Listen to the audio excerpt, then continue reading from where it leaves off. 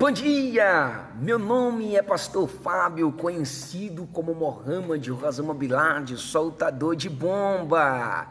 Meu tema hoje é: basta crer para ser salvo. Fica a pergunta aí, amém? A vida eterna é um dom de Deus e não algo que qualquer um de nós mereça ou possa ganhar de alguma forma.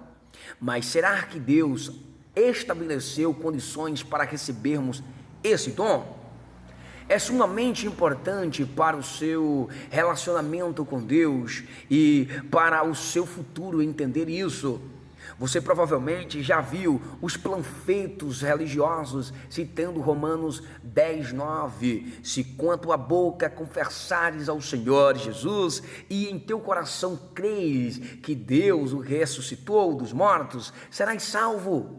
Ou talvez a citação de Atos 16:31. Crê no Senhor Jesus Cristo e serás salvo. Amém? Façam isto.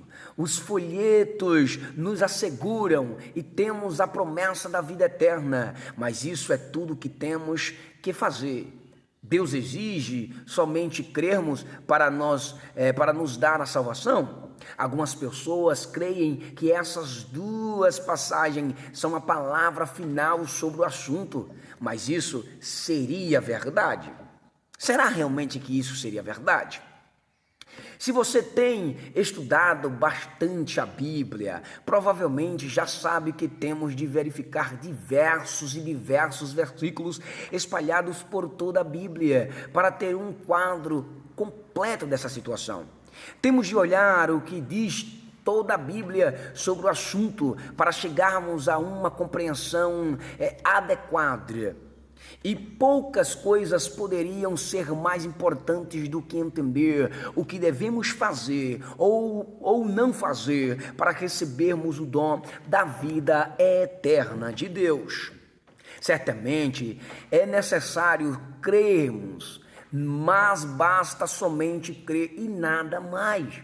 Olha só, certamente crer em Deus Pai e Jesus Cristo, Filho, como descrito nas Escrituras, é importantíssimo, como diz em Hebreus 11:6. Ora, sem fé é impossível agradar-lhe, porque é necessário que aquele que se aproxima de Deus creia que Ele existe e que é galardoador dos que o buscam. Então, ter uma fé viva e crer em Deus é vital para agradá-lo e receber o seu dom da salvação. E a salvação, a vida eterna, é um presente de Deus pela graça de sua disposição amorosa de nos favorecer e nos aceitar. Como Efésios 2:8-9 explica, porque pela graça sois salvos por meio da fé, isso não vem de vós, é dom de Deus, não vem das obras, para que ninguém se glorie. A salvação é um dom de Deus, pois não podemos ganhá-la, e muito menos a merecermos. Ninguém nunca vai poder se gabar de que ganhou ou mereceu o dom da vida eterna. Mas ela não se resume simplesmente, amados, em crença e graça. Será que podemos fazer ou não fazer coisas que nos impeçam de receber esse dom maravilhoso de Deus? A resposta é muito importante para o seu relacionamento com Deus e para o seu futuro. O fato é que a Bíblia mostra que Deus estabelece certas condições para recebermos a salvação. Atender a essas condições nos permitirá receber esse dom, mas ignorá-las e não cumpri-las nos desqualifica a recebê-la. Quais são essas condições? Se existe uma autoridade quanto à vida eterna, certamente é Jesus Cristo. Afinal de contas, é através dele que podemos recebê-la. Ora, vamos lá. Em Hebreus 5:8-9, Jesus é chamado de autor de nossa salvação. Ainda que era filho,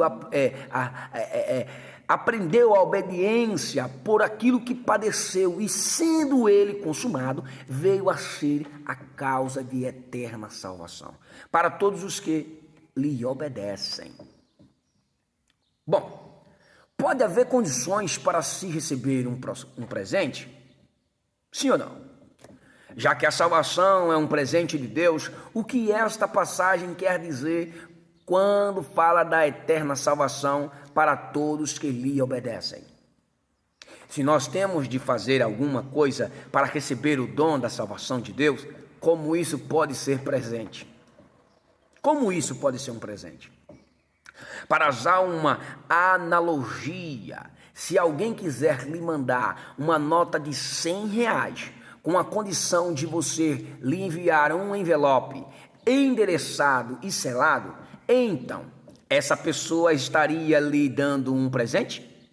Simplesmente crer que ela vai lhe enviar o dinheiro não seria suficiente para ganhar esse dinheiro, pois se você não conseguir lhe enviar o envelope, então não receberia o dinheiro. Portanto, você pode até reclamar, mas ainda assim não receberia aquele presente porque não tinha cumprido as condições. Por outro lado, se você enviar um envelope requerido e receber o dinheiro, isso não significa que você ganhou esse presente. Você simplesmente reuniu as condições necessárias para isso.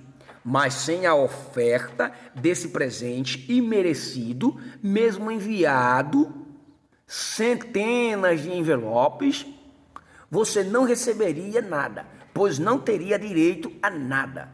Mas isso não deixa de ser um presente pelo fato de haver condições para recebê-lo.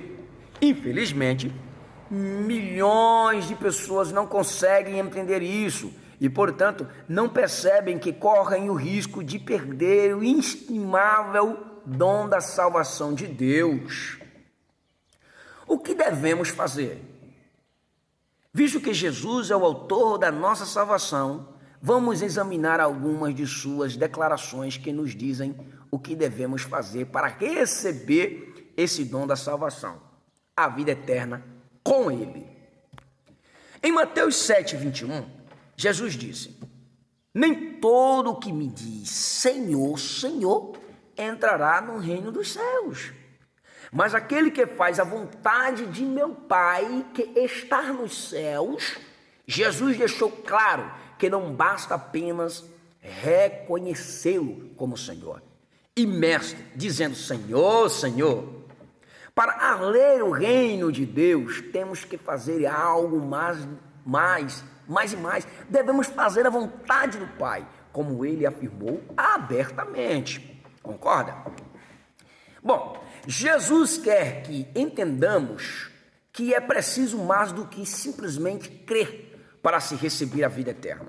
Nossa convicção de que Ele é o nosso Salvador deve ser mais do que apenas um cálido e reconfortante pensamento ou um conceito intelectual. Jesus adverte que apenas invocar seu nome ou reconhecê-lo como Senhor não é suficiente para tanto. Numa ocasião, o jovem rico perguntou a Jesus: como poderia receber a vida eterna? Bom mestre, que bem farei para conseguir a vida eterna? Mateus 19:16 está escrito isso.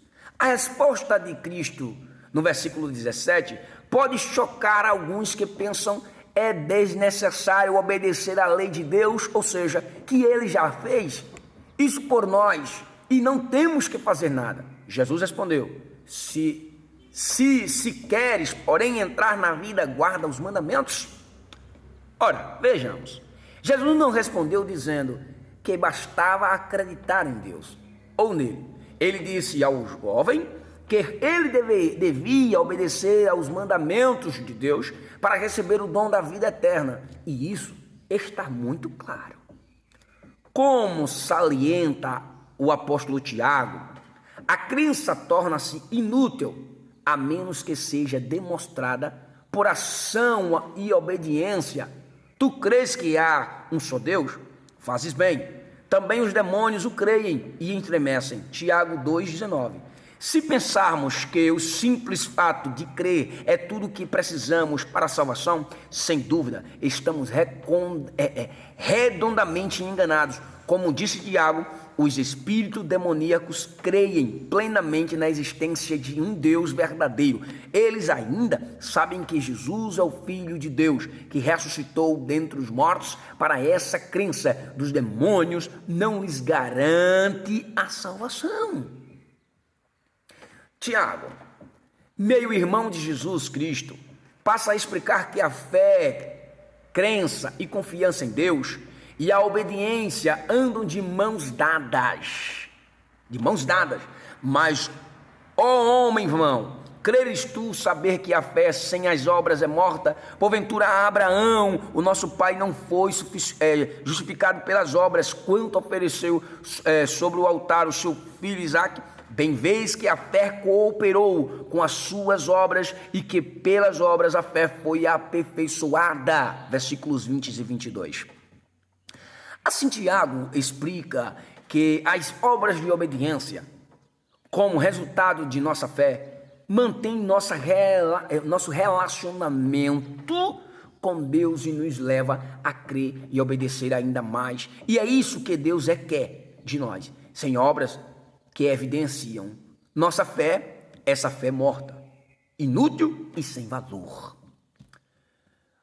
Batismo e imposição de mãos. Jesus deu outra condição para o dom de Deus da vida eterna.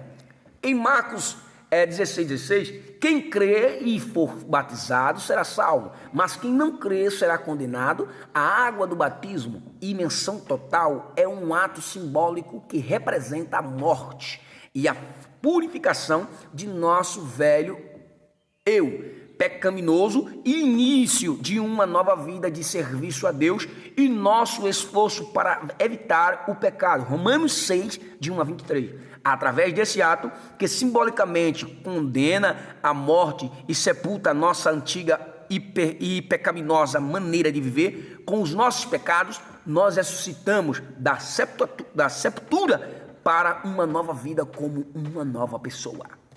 Glória a Deus. A imposição de mãos por um verdadeiro ministro de Jesus Cristo vem logo após o batismo e nos permite receber o Espírito Santo de Deus e passar a pertencer verdadeiramente a Ele. Atos 8:17 e também está escrito em Romanos 8:9. Se não entregarmos as nossas vidas a Deus através do batismo e da imposição de mãos para receber o seu Espírito conforme as instruções, então nós deixamos de cumprir consciente ou inconscientemente suas condições para recebermos o seu dom de salvação. O apóstolo Pedro também confirmou essas condições para se receber o Espírito de Deus, declarando: arrependei-vos e cada um de vós seja batizado em nome de Jesus Cristo para perdão dos pecados, e recebereis o dom do Espírito Santo. Atos 2:38. O arrependimento significa, amados, se converter da desobediência à obediência a Deus. Então, novamente, a obediência comprometida e o batismo são requisitos no processo de salvação. Aqueles que pretendem ignorar essas e outras instruções bíblicas claras, Jesus adverte: e é porque me chamais Senhor, Senhor, não fareis o que eu digo. Lucas 6:46. Em Mateus 10:22 e Mateus 24 e versículo 13, Jesus entregou ainda outra condição para receber o dom da salvação de Deus. Aquele que perseverar até o fim será salvo. Alguns acreditam na doutrina antibíblica da segunda eterna, ou seja, uma vez salvo, sempre salvo. Mas aqui Jesus foi muito claro e direto dizendo que podemos perder a salvação se não conseguirmos perseverar até o fim.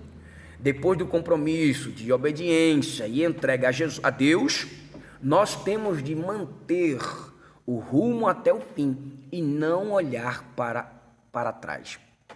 Lucas 9:62 diz isso. Até mesmo o apóstolo Paulo percebeu que precisava de disciplina para poder se submeter totalmente a Deus. Para quê? Pregando aos outros, escreveu ele, eu mesmo não venha de alguma maneira a ficar aprovado. 1 Coríntios 9, 27. Ele entendia claramente que se fosse negligente, poderia perder o dom da salvação de Deus. É só comparar com Hebreus 2, de 1 a 3. A salvação é de graça, mas não é barata. Talvez você já tenha escutado a seguinte expressão: a salvação é de graça, mas não é barata. O presente divino da vida eterna custou a vida de Jesus Cristo. Ele, o próprio Filho de Deus, entregou voluntariamente sua vida para podermos receber o maravilhoso dom de Deus, da vida eterna. E custou mais ainda ao Pai, que deu seu Filho unigênito. João 3,16. Mas Deus espera que entreguemos nossas vidas em troca, como declara Jesus em Lucas 14, 26 a 27. Todo aquele que ser meu seguidor deve amar-me bem mais do que pai, mãe, esposa, filhos, irmãos, irmãs, sim, mais do que a própria vida. Caso contrário, não pode ser meu discípulo, e ninguém pode ser meu discípulo se não carregar sua própria cruz e seguir-me. Nosso amor e compromisso com Jesus Cristo e Deus Pai deve ser mais importante do que qualquer outro relacionamento, amados. Cada um de nós deve estar disposto a carregar a nossa própria cruz e a seguir fielmente a Jesus, mesmo diante dos mais difíceis desafios da vida. Amém? Que Deus abençoe a todos. E se vocês gostaram desse tema hoje, aperta um OK, amém? Um beleza, se inscreve, compartilha, amado. Compartilha mesmo, para que essa mensagem chegue mais e mais no coração de algumas pessoas. E que possa também nos ajudar, né? Nesse canal novo que nós estamos fazendo para adoração ao Senhor. E também para efetuar as mensagens bíblicas ao teu coração. Que Deus abençoe a todos.